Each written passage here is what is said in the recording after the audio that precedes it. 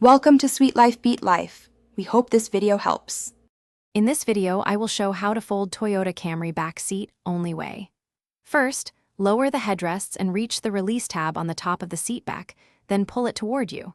Push the seat back forward with even pressure until it clicks flat. Keep hands clear of hinges and use one hand to guide the seat while the other holds the latch. This method works for both split seats and full rear benches. Start by lowering the headrests completely so they do not block the fold. Next, find the release tab at the top seam or trunk area and pull it firmly until the latch releases.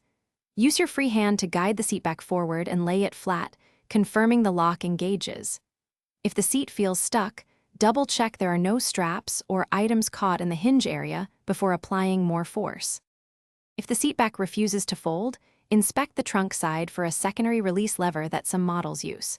Remove any cargo or obstructions and verify child seats are unlatched from anchors. Apply light pressure while pulling the release to avoid damaging the latch. For stubborn hinges, use a small amount of lubricant on metal pivots, taking care not to wet fabric. Finally, test the lock by lifting the folded seat slightly to ensure it is secure. Thanks for watching. Consider subscribing if we helped you.